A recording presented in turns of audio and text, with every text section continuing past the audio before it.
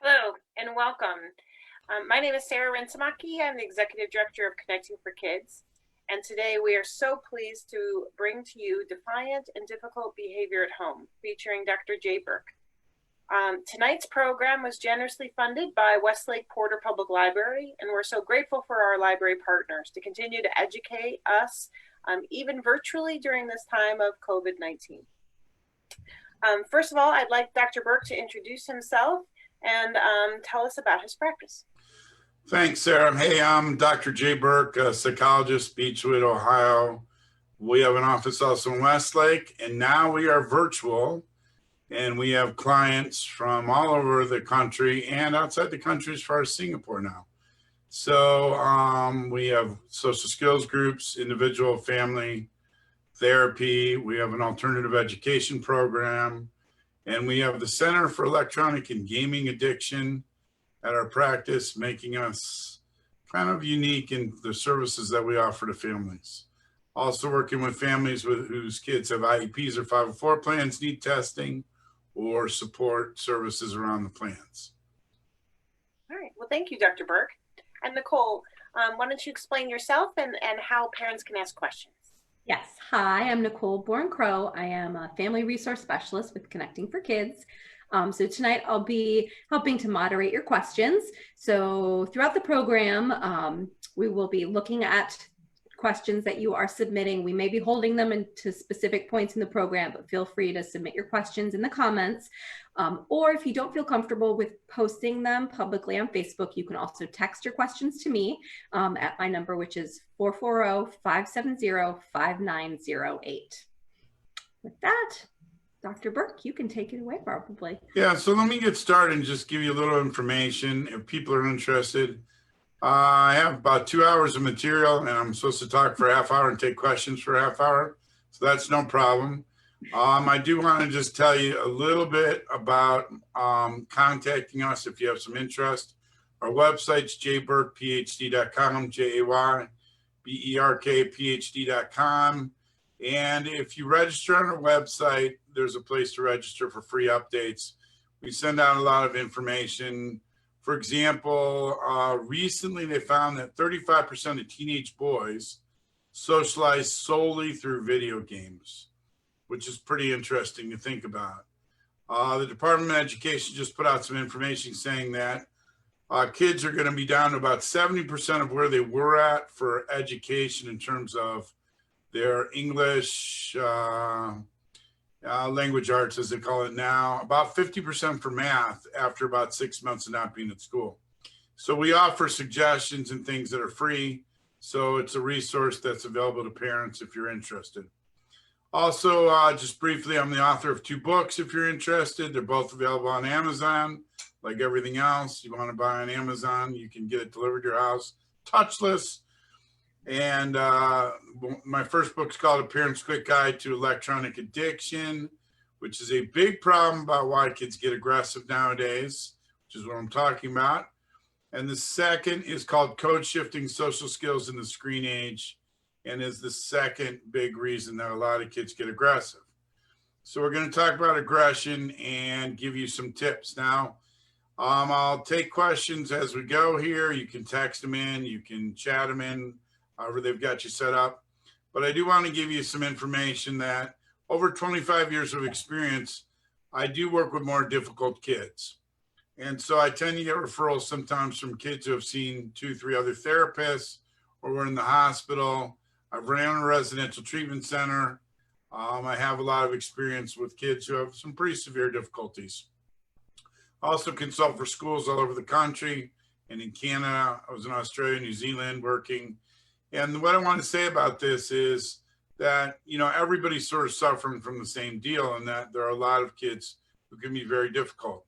Now, first thing is, since we're talking to parents, I want to share with you that some kids, and some of you might be thinking this, go, you know, the kid can be great at school, and the school is saying, whoa, they're not a problem here, they're perfect here. And they can be really rough at home. And people are very shocked to hear that the kid can be very different, 2 different places. Now, sometimes that's due to the fact that they don't want to be embarrassed. They're holding it together at school. At home, they let it go. but I'd like to give you some magic dust is what I call it from the start. Some things to think about as a parent if you have an aggressive kid at home. One is that when I look at kids who are aggressive, the first thing to think about is sometimes they're doing the best they can. That's the best they've got. And I think that's really important to consider. If that's the best they have, that what can we do? So what we need to think about is, please think about this in the half hour. I'm going to give you lots of bullet points, which is what skill is that kid missing? Are they missing a social skill? Are they missing emotional regulation? They have undiagnosed learning problem. What's creating the problem?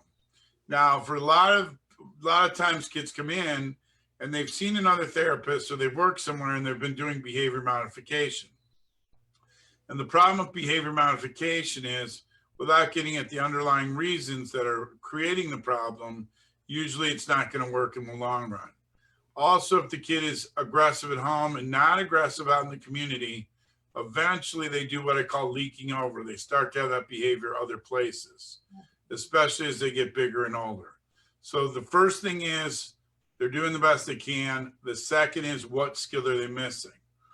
Now, the next part, really important to think about, and this is one of my favorite sessions I ever had with a kid.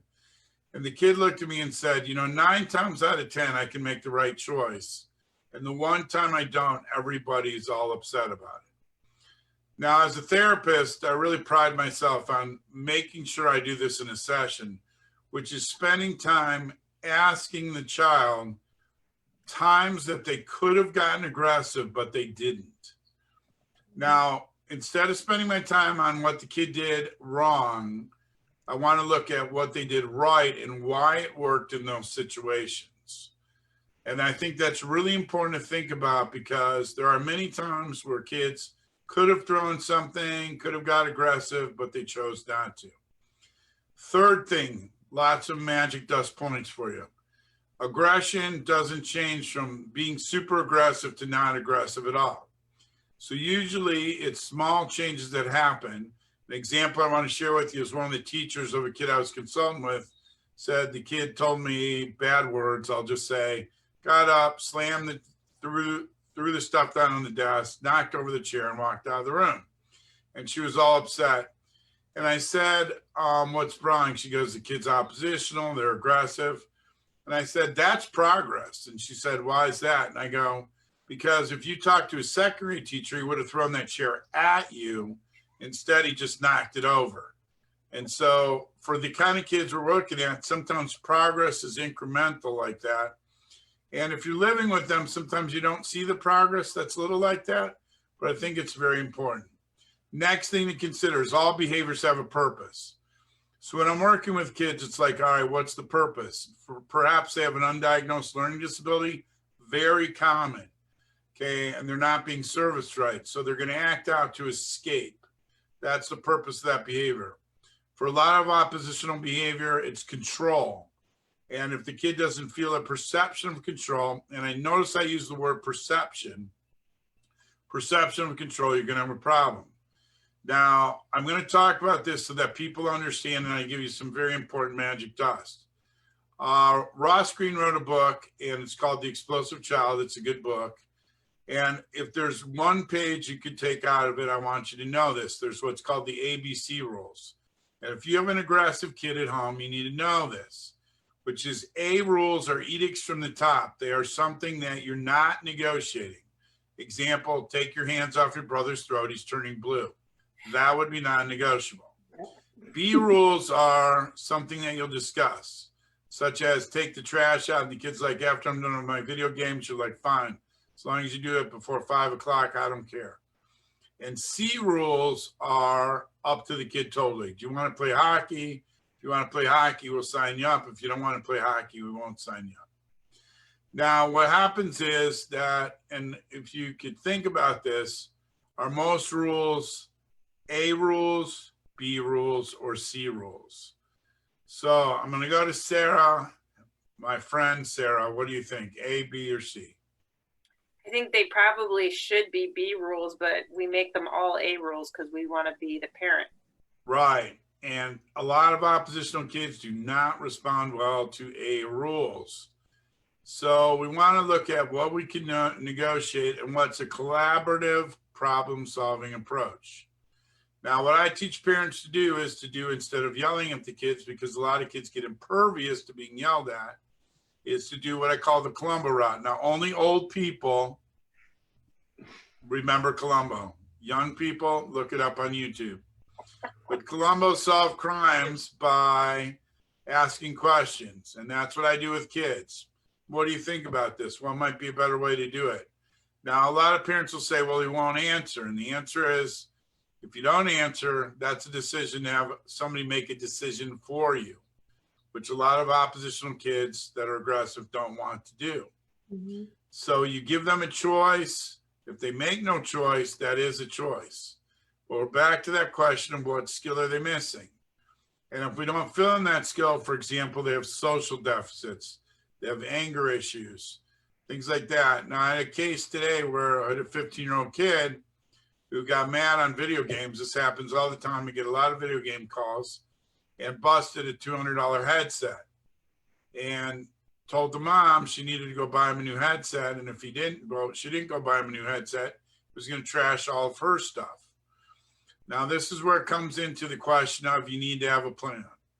Now, a lot of parents with aggressive kids, you can be much calmer in your reaction if you have a plan. It's like there's a fire. What do? You have a fire drill, you have a plan. Now, fire drill plans for aggressive kids, very important practical magic dust, include things like, all right, if you have other kids in the house, what are they doing? For example, are they going to lock themselves in their room? Do they go to the neighbor's house? That's a little hard during the virus time, but whatever.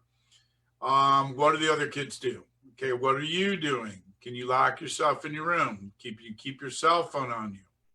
Now, really important information, lots of magic dust coming at you.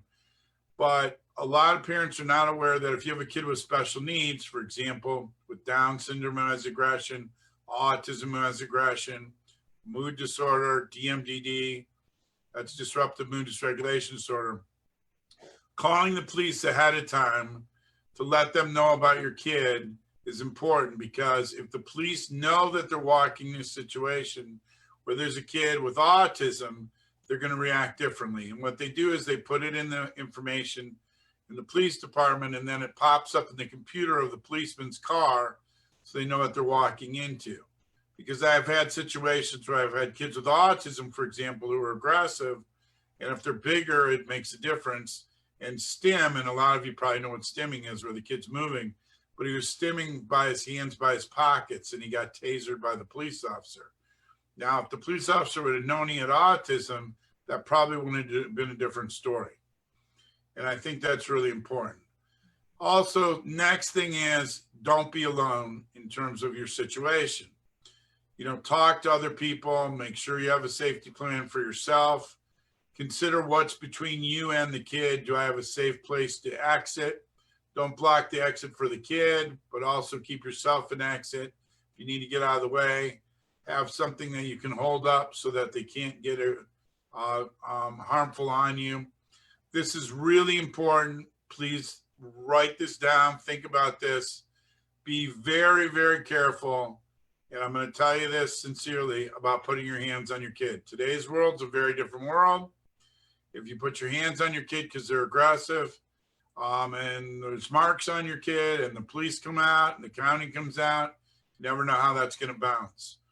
So it's better to have a plan. The plan might include calling the police. Police come out, they transport the kid to the nearest emergency room.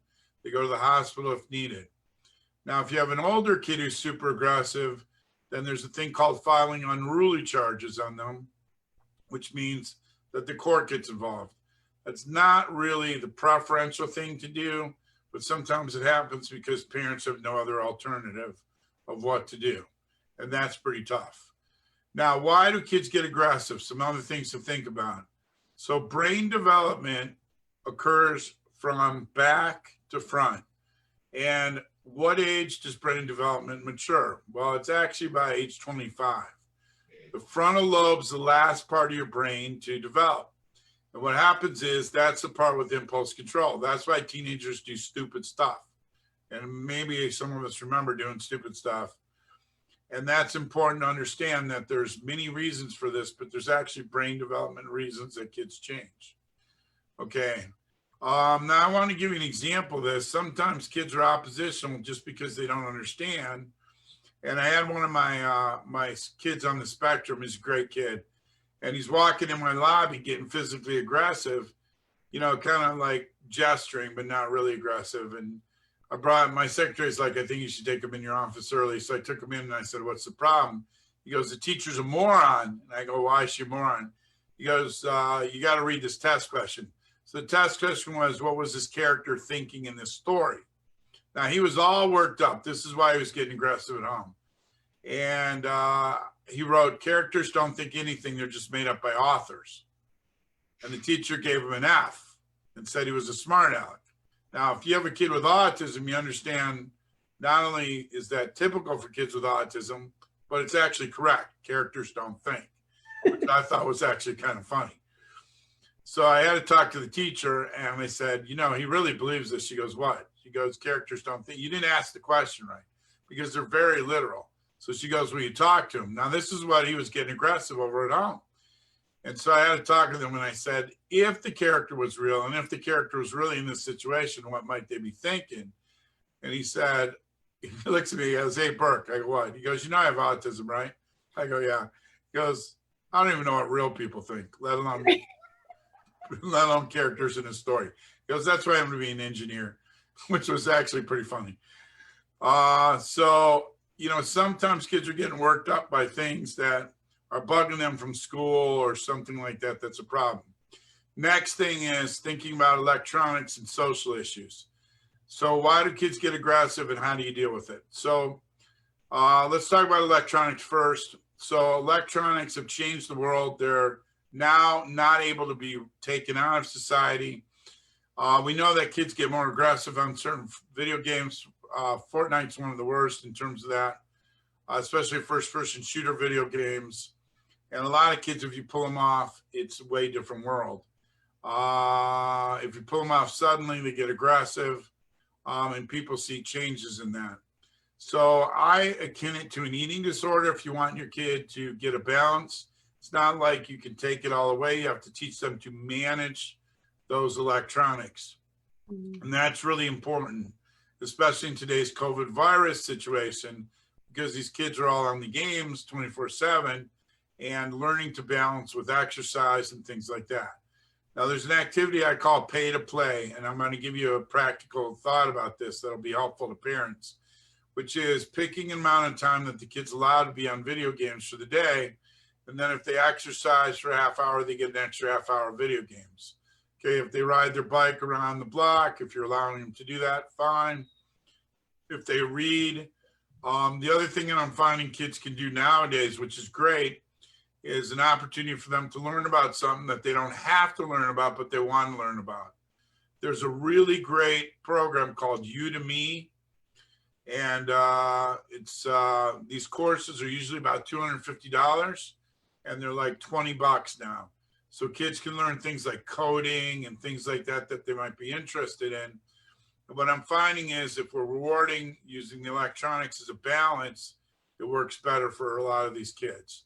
Second is my book called Code Shifting Social Skills in the Screen Age.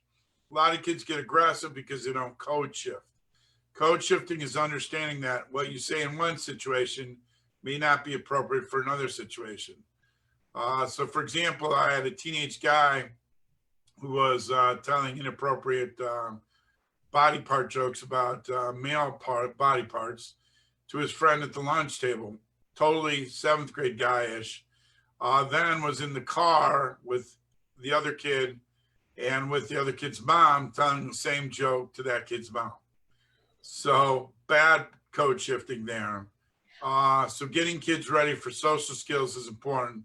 A lot of what I find with kids is once they come to group 2, and I have 15 different groups that I run, what happens is sometimes hearing things from other kids is different than hearing them from old people like us.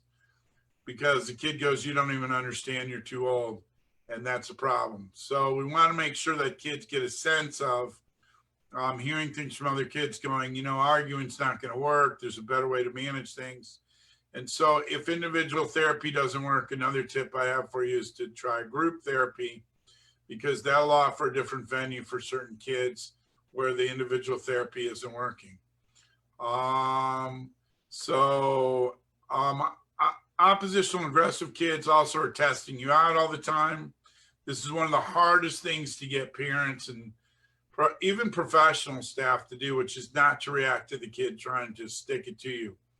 So this one kid looks at me and goes, "Hey, Burke." I go, "What?" He goes, "I heard you wrote a book." I go, "I did." He goes, "I heard it was on electronic addiction." Oh, yeah. He goes, "How could you write a book on electronic addiction?" I go, "Why?" He goes, "Because there wasn't electricity when you were a kid." And that's kind of like a jab, right, that they're trying to do.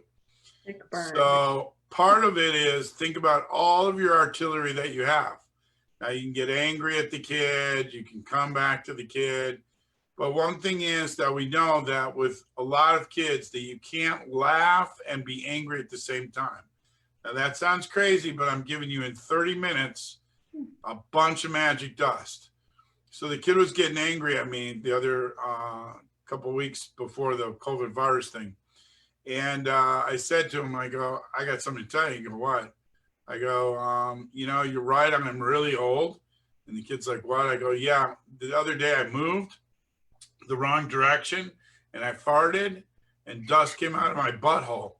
The kid's like, "What?" I go, "Yeah, it's a male prostate aging problem that happens." So now for the next 30 years, the kid's gonna worry about dust farts. So humor can play out too. It's another tool that you can have in your toolkit of things that will get the kids, because you cannot be angry and laughing at the same time. Let me keep going through my presentation here. All right. A lot of times people are asking kids questions that are literal prompts, especially for those of you that have kids with autism out there. Understanding that they don't see black, they don't see gray, they see black and white situations. And understanding I have a kid who he has 2 older siblings. One of the things that we can do is working with the siblings to help him understand. Because a lot of times what I try to do is I try to work with the family, because there's what's called milieu, which is the environment around the individual. Because a lot of these kids are interacting with their family the most. And if the family overreacts to them, it's going to be part of the problem. So getting the siblings in play to do what happens when the kid starts getting aggressive, angry, because a lot of times older siblings are parenting the kid, and that is part of what the kid gets angry about. Now, super important magic dust. About 90% of the time when I have an oppositional aggressive kid in the home, I have splitting going on with the parents. Now that may be mom and dad, mom and mom, dad and dad, whatever your thing is, what's ever happened in the kid's house. But if you have an oppositional aggressive kid, you have to be very clear in a few things. Number one is you need to be seamless between the two of you, which means that the rules have to be super clear. Number two is you want to front end load the rules. So this is really important stuff. So in other words, I don't say to the kid, "Now you've lost your video games." We say to the kid, "If you want your video games, you need to do X, Y, Z." I have parents doing visual postings of this, like chore boards and things like that, because visual works better. That's why when the kid goes, "You took this from me," we rephrase that to say, "You made a choice not to earn it." And that's very important because it gives a perception of control. Splitting is often when, for example, the mom feels bad because the dad's harsh on the kid, and the dad feels mad because the mom's too light on the kid, and they start giving in and being more opposite pole. The mom gives in more, the dad gets firmer, and the kid plays the middle ground of playing one parent against the other. And that splitting is really important. So many times when I have an aggressive kid, what I'm doing is working with the parents on what they can do consistently to keep those rules that are there, because if they're not consistent, it is going to be a big problem. Now, medication, just a caveat, I'm not a big meds guy, I'll just tell you that first, but there are kids that sometimes need medication. Now, the medications really are getting a good person involved who, if you're a parent, you want to involve a team. So you want a therapist, you want the school involved, you want a physician involved. And what I say to parents is, even if you're not a medication person, it does not hurt to go get a consult to get opinions of somebody. Now, there are medications, for example, ADHD medications that will reduce impulses. There's kids with mood issues that are on mood stabilizers. All these medications have their pluses and minuses, but a suggestion I have is getting a consult with a child or adolescent psychiatrist is a good choice. Now, pediatricians are great, but sometimes some of the more aggressive kids are outside the league of the pediatrician because they don't want to reach into those kind of medications that are more difficult for these kids. Now, I do want to ask a question. I know I'm running low on time, but I'm going to do this before I take questions, which is, what is the difference between a temper tantrum and a meltdown? And I'm going to go to Sarah, my colleague here, or Nicole, if you want to kick in. What do you think is the difference between a temper tantrum or a meltdown? In my viewpoint, a child can't help a meltdown, but they are using a temper tantrum usually to get what they want, to manipulate me. But a meltdown is they are out of control. Excellent answer. So if you're a parent out there and you're getting a kid who's having problems, consider a temper tantrum usually has a purpose for it. So the kid wants to stop at McDonald's in the car and you say no, and they start kicking the seat, getting aggressive and things like that. That is a purpose to it. Probably the kid thinks you're going to give in. You got to be very careful. Some things are removing the audience works well. For example, getting out of the car and walking to Starbucks when you can walk into Starbucks and watch your kid, but just being far enough distant from your kid that there's nobody there for them to play to.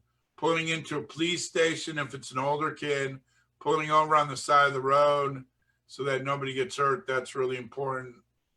And driving through McDonald's and then leaving just to teach them a lesson, that's a joke.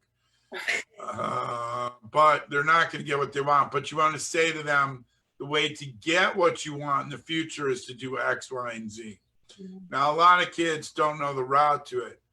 Now, that opposed to meltdown, for example, with kids on the autism spectrum scale, they may be totally sensory overwhelmed. One of my kids had problems because the weather had changed. He was supposed to go camping. He was all upset. For those kids, it's dimming the lights. It's weighted blankets. It's giving them a soothing back rub maybe. And what I can share with you in both of these situations, super important magic dust, is one adult talking to them at a time. If you have more than one adult talking to them with the kid who's going to get aggressive, you're going to have problems during both of these. Now, for example, in a temper tantrum situation, if you remove the audience, like I say, maybe some of you have a typical kid and the kid's flipped out in the grocery store over wanting cereal, and you walk down the next aisle just far enough away, it often stops. But with a kid who's having a meltdown, it doesn't stop because they don't have the skills, coming back to what I told you, what skills missing, the ability to really self-regulate. Mm-hmm. So if we don't teach the skill to self-regulate, it's a problem. Now, punishment, this is super important. Punishing them for skills they don't have is not fair. So, and a lot of kids that are aggressive are impervious to punishment anyhow. So it doesn't work. So teaching the skill that they're missing is really the key to getting things in play. So I am at 7:29. Do you want me to keep talking, Sarah, or what do you want me to do? No, I think this is really great, but I do want to emphasize the point that it's not just kids with autism who have meltdowns, right? It's any kid who really couldn't handle that skill. I mean, I know my boys didn't have autism, but there were lots of times they had meltdowns over just being overwhelmed in the moment and unable to cope. Yeah, Right. So what happens is that for kids that have self-regulation problems, it could just be too many things coming at them. You know, some other things are, and that's a good point, Sarah. Sometimes they're not regulating their body. They're hungry. They're tired. yes. One of my kids, it's an interesting story this week. He's 14 years old. It turns out he was keeping himself dehydrated and he wasn't drinking enough water and he was passing out. We went to the cardiologist and it's all about dehydration. He's not regulating himself. So it can come from a lot of different places. Yeah. Well, we have a couple of questions if we want to dive into that. Okay. I will do whatever you folks want me to do. I can sing, right. I can dance, I can. Fantastic. Okay. Well, if we get some time at the end, we'll have you sing for us. Okay. So one of our first parents, Kelly, said that her daughter has ODD and autism and gets aggressive when she disciplines her through controlling her tech, which is her crutch and her outlet. Mm-hmm. So more Does of it say how old her daughter is? It doesn't, no. Yeah. Let's just assume elementary age, probably for elementaries. So, you know, what's fascinating is anybody my age or older actually remember playing outside and connecting to kids, going to people's houses, all that. And if you're really old, you remember one phone in the house in the kitchen with a really long cord, which you try to pull along the wall so your parents couldn't hear you talk. Mm-hmm. And now kids are so connected to technology. One of my guys said to me this morning, his mom takes his technology at night, but he won't let her put it in her room, but he'll agree to put it in the bathroom next to him because he can't be that far from his phone, which is amazing. So one is to make your rules clear ahead of time about the technology. Two is I call living with a terrorist, which is probably a really bad term, but the bottom line about it is you can't be held hostage by your kid. Okay, you own the phone, you own the technology, you own the software that controls it, and you don't want to be held hostage by that. As soon as the kid holds you hostage, you have a problem. So that's an issue. Now, many families will be like, well, I took the cord. And the kid went through the house and found the cord and took it back. It's like, all right, then it leaves the house. And it leaves the house until you show me you can control yourself. Not a day, not 2 days, but learn to manage yourself. And I think that's important. Also, parents having access to what the kid's doing in terms of texting, who they're talking to, be wary of fake Instagram accounts, you know, and all kinds of stuff that kids are doing nowadays. Because if kids are hiding stuff, there's probably a reason they're doing that. So have a plan ahead of time, set the rules, and remember, saying it again, if you have the rules ahead of time, if the kid breaks the rules, they are choosing to lose the electronics, you're not taking them. And I think, Jay, just to sort of elaborate on this, because we're hearing it so much, you know, so many working parents right now have to give their kids a tablet or some kind of electronics in order to be able to take that phone call for work. But it's that flipping it around where you've earned your time or coming up with those other alternatives, right? Like, so they feel as though they're kind of trapped. I can't take away the tablet for 2 days because how am I going to work? Mm-hmm. So it's easier during the non-virus times, but the answer is there are actually things kids can do without a tablet. What? There are. There's cards. There's sorry games. There's Monopoly. It's amazing. They actually do exist, though. Yeah. And so when parents say that to me, it's like, well, we got along, we managed. And it's funny because if you remember, parents are now like, we're going on a drive. My kid has to have their phone in the car. We played I Spy, we played Punch Buggy, we played things like that. So they're not going to actually expire from that. They actually can get through it. And there are universal stuff that works. And I'm going to give you a few of them. One is, no matter how old you are, Legos work. You know, most kids respond to Legos. Drawing, art supplies, things like that you can have to give the kid other things to do. And I think you know, yes, kids are wrapped up in this because they want to stay connected.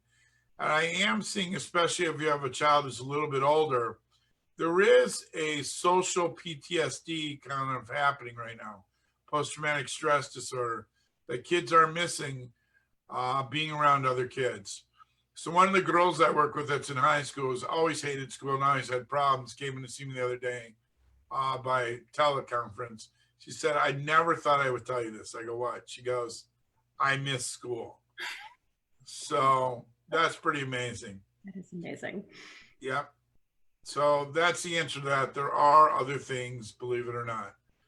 Simple things, if you got younger kids, chalk on the driveway, you know, just things like that that can be fun that they can do in the backyard. You know, easy, make it easier is better. So for this parent that asked this question in particular, do you recommend using controlling tech as a discipline method, or would you suggest trying to shy away from that if that is something that the child is very dependent on? If the kid's over dependent on it, you already have a problem. So there is a diagnosis of electronic addiction and gaming addiction, but there's also a term that I like called electronic overconsumption. That's when the kid becomes over dependent on it. So nowadays it's kind of hard because even kids for their birthday and stuff are getting electronics, you know, or a sweater from your grandma that doesn't fit you, you know, something like that. So it does become a part of it, but you don't want it to be solely the discipline tool. But again, let me say it again, it's a cooperative discussion about how we're going to manage this. And that's the key, is that you're not just going to say, I'm taking this away. It's like, if you want to do this, it's a balanced life with it. Makes sense.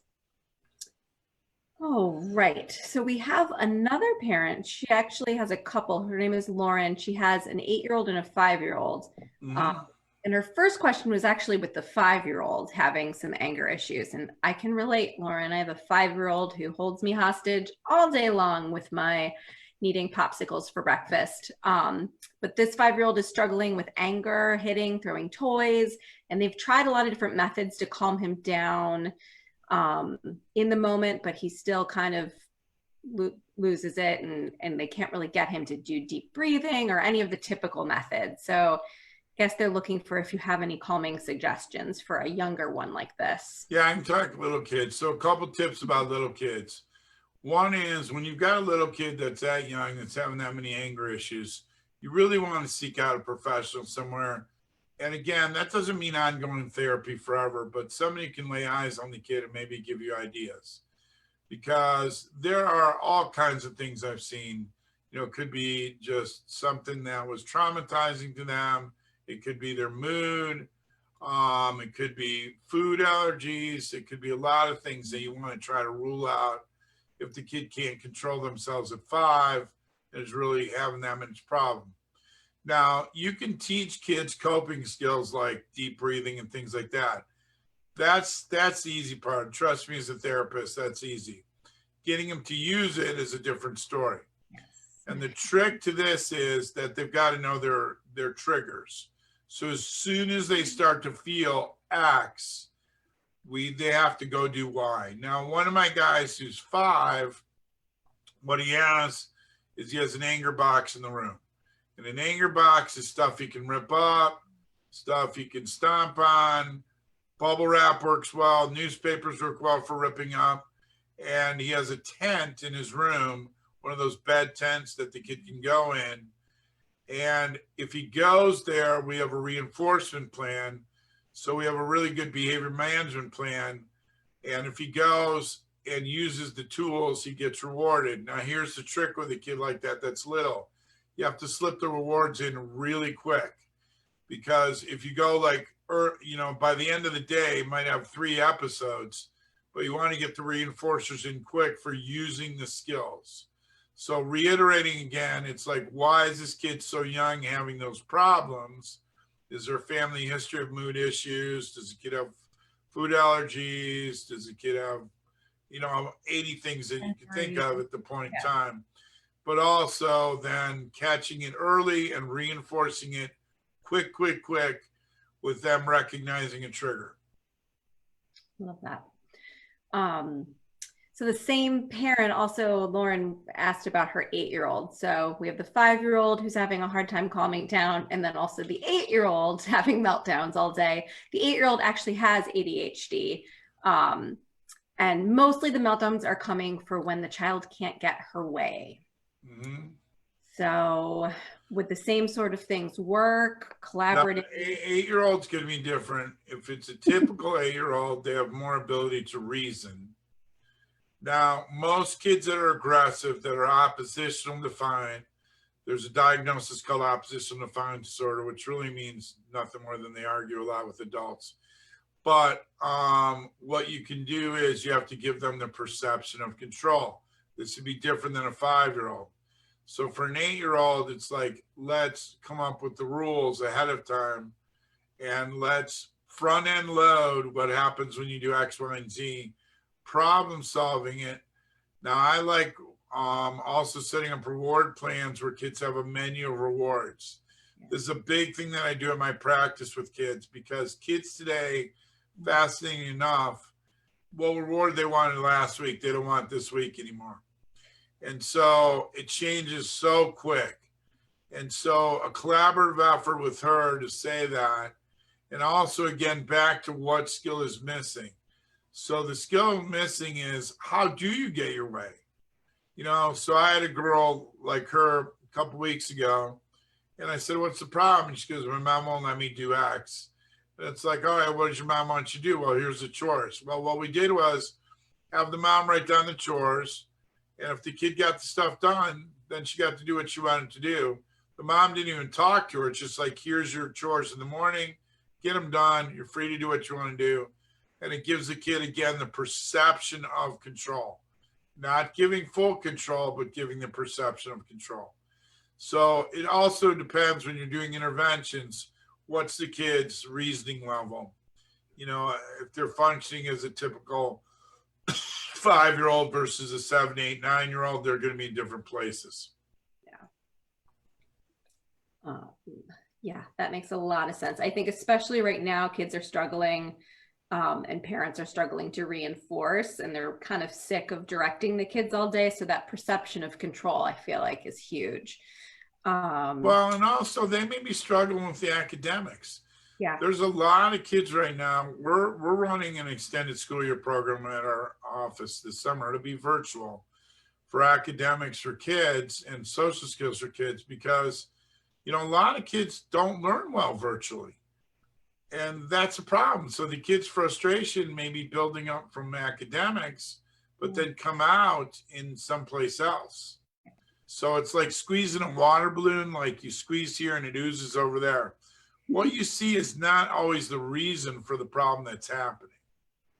So yeah, that kind of brings up the next question that we have, is that a mom wrote in and said that the child is 4, and recently they've been very angry and sad. And it isn't something that they used to do, but now he doesn't even seem like he's interested in the activities he used to love. mm-hmm. And so, you know, one of the things I know that we're hearing a lot of is that, you know, kids coping with all of the abrupt change, and, you know, whether it's anger or depression or apathy. Can you speak to that? I can speak to anything you want me to speak to. Brilliant. Whatever you ask, right? So anyhow, there's a diagnosis, just to tell you this, called acute stress reaction. And acute stress reaction is basically a normal reaction to an abnormal circumstance. Example, you're recently in a car crash and you're more anxious lately. Okay, that is considered a mental health issue, but it's not severe to the point where it's post-traumatic stress disorder. And as a matter of fact, it would be abnormal if you didn't have some reaction to it. Now, a lot of kids that we deal with, especially the younger they are, keep this in mind, they have feelings and they can't identify the feelings. So one thing is I recommend to parents is they do a lot of feeling cards, pictures of feelings, social stories about feelings. the parents modeling and talking out loud their feelings so the kid starts to pick those up. If they're watching a TV show, you know, or a movie, what was the movie with the emotions in it again? That's a really good movie to rent. Inside Out. Inside Out, you know, things like that, that you actually have to teach that. Second part is that anger, something really important to think about. Anger is an umbrella emotion, which means the kid's angry, yeah, but that doesn't tell you anything. They're angry because they're sad. They're angry because they're lonely. They're angry because they're hungry. They're angry because they're tired. And it's helping the kid figure out and problem solve what's behind the anger. Because the anger is sort of a symptom of something underneath there. They have to figure out what that is. So kids right now, especially a little kid like that's reacting probably to the loss of structure. And I'm asking parents to do a lot of visual schedules on the wall for kids, a lot of visual timers, structuring their day. Because if you have a teenager right now, they're like vampires. They wake up at about 1 in the afternoon. They creep around till about 4 in the morning in your house. And some of you guys that got older kids may know that. If you got younger kids, we know that some younger kids throw their bedtime off by a half hour, you have a problem the next day. So that structure is really important. Yeah, and I just want to point out that if anybody's got questions on visual schedules, we just did a program on that last week. But giving those kids that structure is something really important and could help. Yeah, and you know, I'm glad. I mean, the Connecting for Kids has a bunch of resources, and I appreciate that. And again, if you wanted to just see some things, just the simpler the better, you know, and have the kid be a part of making the visual schedule actually works really super well. Because if they're a part of making it, they feel ownership in it rather than just saying, here's your schedule for the day. So I don't know if that was in the program or not, but that's a couple of tips I would say. Yeah, no, that's great. The mom had one follow-up question I just wanted to hit because I am hearing a lot of this where, you know, the mom knows that one thing that could help him would be, you know, the Zoom call with his class, but he's refusing to participate. And I'm hearing a lot of that where kids are crawling underneath the table and don't want to see their picture in the teacher when they try to connect with them. Although the minute the call's over, they say, I wish I had my teacher, you know, sort of this not being willing to do the virtual connections, even though the parent thinks it really would help. Yeah, well, that's typical. I mean, like taking your kid to the pediatrician to get a shot for something. They don't want a shot, but you know it's going to help them. So I get into that. So the Zoom calls, I mean, kids feeling connected. You know, it's weird because kids have grown up with technology, but then when you stuff them in front of it and they're not used to it or not wanting you to do it, it's a very different story. So I've heard this before. What I'm having kids do is practice Zoom calls with their relatives, their grandma, their grandpa, people like that. Then I have them set up a Zoom call so the kid knows how to do it. They do it with their parent, set up a Zoom call with their grandma, grandpa, which gives them the perception of control. They practice at it. They do a project. I have one kid, this is really kind of funny, who had the same issue. And so the grandma and him were doing Zoom calls. And the grandma's a rock star. So she did a split screen where she got an exercise class that they both watched. And they both did exercise class to the Zoom call with the at the same time. So it was really cute. Horrible. That's great. Those are some good ideas. Let's see. Ready for our next question here? I'm ready, Freddie. All right. I'm going to pop down to this last one from Allison. So she said her son, who is 9 and has autism, is typically aggressive and is now terrified to leave the house, which has actually decreased his aggression for the moment. But she knows that when they have to go back to school, it is going to be horrible. What do you suggest we do now to help him? Not really understand the question. Can you explain it a little bit more? I don't have any other backup context. So until she she'll probably comment something more. I think I know this one. So, because I'm hearing it a lot. It's this fear of the future, Jay. So, gosh, you know, right now, my kid who struggles at school is doing fine at home.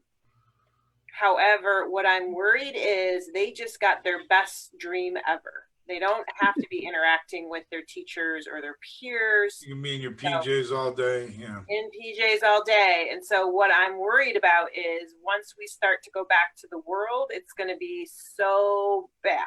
Yeah. And so what can I be doing now to kind of keep them knowing that this isn't forever? Mm. And Yeah.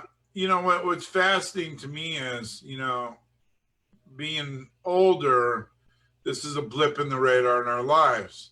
But if you're 6 months of quarantine, think about that. That's a huge percent of your life. You're leading that way. And so what I say to parents is to keep mentioning when we go back, showing pictures of things that the kid did, having them look forward to things, projects that they can be working on, things that they can be doing to kind of get themselves in that position is important. Now, I am going to give a tip to parents out there if your kid has an IEP or 504 plan. Inside trader tip, nobody knows what's going to happen with school in the fall. Last I heard is they're probably going to be doing staggered scheduling. Now, that's not guaranteed. That means something like half the kids will be in the building Monday, Wednesday, half the kids will be Tuesday, Thursday. So you're going to have to say, all right, what does this look like as I start building the kid back into this situation? And it'll be slowly steps to do that.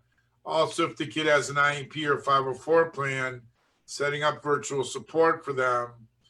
But also right now, while school is still in, having them have that contact with the school is good. Now, maybe the kid won't do a Zoom call with their class, but they'll do a Zoom call with the teacher. Maybe the teacher will give you another kid from class whose mom wants their kid to connect to another kid, and it's just 2 kids and 2 moms connecting. So I think there's a lot of small steps in this process that people can use. The big steps probably aren't going to work. And it's hard to say, you know, like when this happens, because especially a lot of parents of younger kids, you know, it's like saying, and I don't know if you guys all realize that 5 billion years from now, the sun's going to burn out. So we should all probably be doing something about it. But I'm not really too concerned. Maybe the rest of you are. So that's kind of what it feels like to kids. So as you can do some of these things, I think it's important. I have a lot of parents of younger kids doing Zoom dates where they are connecting play dates with other kids from the class. And I think that those kind of things are important to keep kids connected. Some of the schools are doing some cool things. They are doing some Google Hangouts. You can ask the teacher to do a Google Hangout. In our alternative education program, what we found was that we have kids grades 3 through 12. And we found that the kids were really missing each other.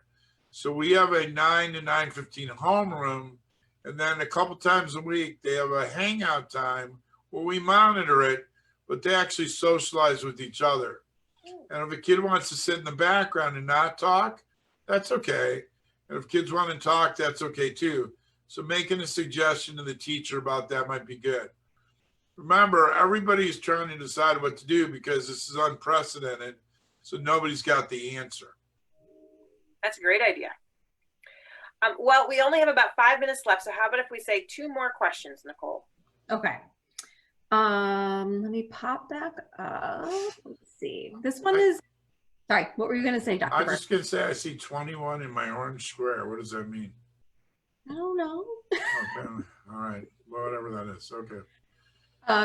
So I have another mom, very similar questions with some control issues. She has an 8-year-old son with anxiety and ADHD that presents with some defiant and mean and manipulative behaviors. And they realize that it's the child's way of taking control, but they're unsure how to change this reaction to him not getting his way. So things like getting dressed, completing work.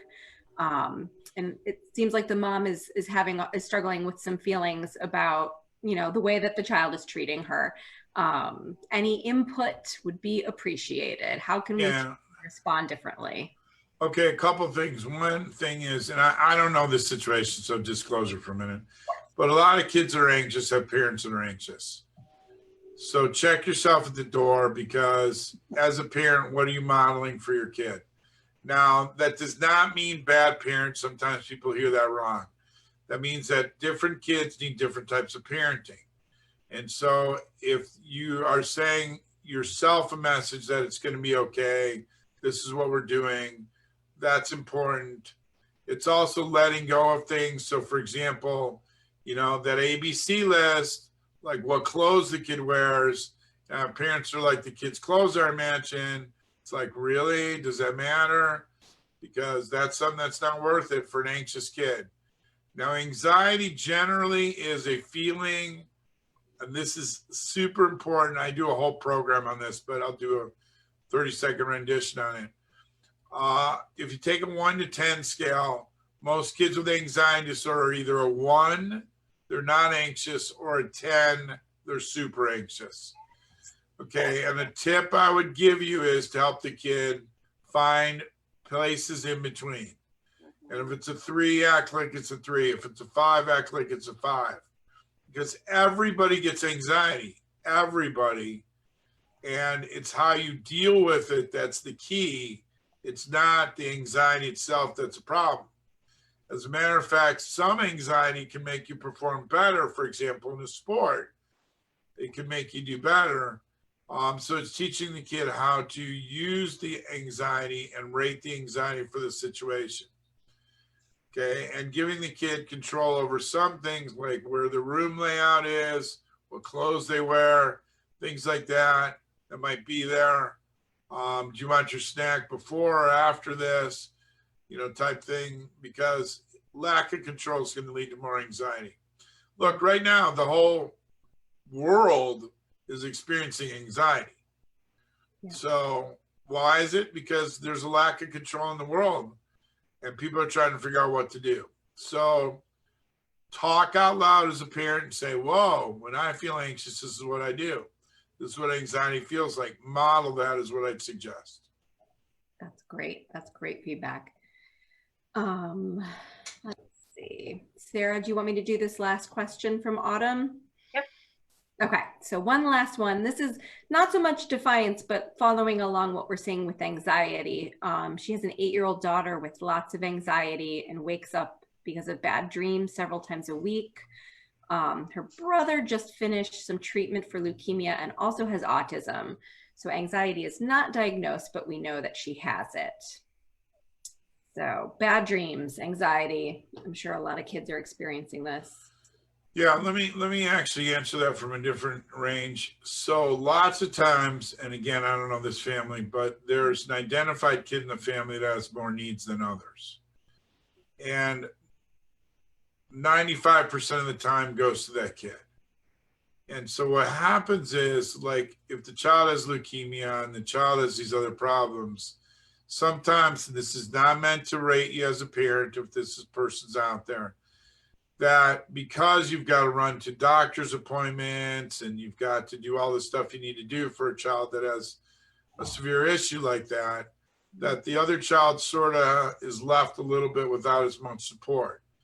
So one thing I would do is try to bring in extra support, grandparents, special time with you while the brother is with somebody else, making sure that that kid gets their due time, because people only have so much time, and sort of the biggest problem situation gets attended to first.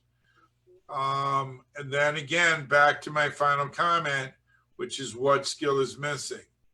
So if it's anxiety, it's a coping skill that the child needs to learn. And it may be saying I'm scared, it may be using words for feelings, maybe finding other ways to calm themselves down. That's important. But again, the theme is punishment, probably not going to work with any of the kids you've asked me about. The goal is what skills missing: emotional regulation, anxiety management, structure, and they need to get those skills in place. So in closing, hopefully this is helpful to everybody. Just to reiterate, if you're interested, My website's Jay Berk, JayBerk.com. If you register on it, we send out a bunch of free updates. Send out, usually about every 1 to 2 weeks, I'll send out helpful tips for people. There's also some videos on there that are free to watch. And Connecting for Kids, great organization. They have a whole library of all kinds of resources for families. Great source of information. And I'll turn it back over to the big cheese. Thank you, Dr. Burke. I would like to end, though, with you explaining a little bit about how virtual teletherapy or virtual social skills would work. Yeah, so a lot of people are afraid of this, but I've been doing it before because I have kids from all over the world. And virtual therapy, a lot of kids prefer it. Some cool things are that I do a thing like with kids with show and tell, that they could show you some out of their room, for example, an award they won or their dog or something like that. And there's some tips to telehealth that get that going. There's some research that shows from telehealth. I'm a consultant in Hawaii, and one of the problems is because Hawaii, they don't have enough providers that had to do telehealth for years. And reaching people in rural places without services, there's been a lot of developed skills with that are there. Now we know, like when I run groups, what happens is, if you're old enough to remember, old people, if not, look it up. It looks like the Brady Bunch. So the kids can see each other and they can interact with each other. And it's still an opportunity. It's always a little bit better to be in person in the same place. But the kids are benefiting really well. The feedback's very positive.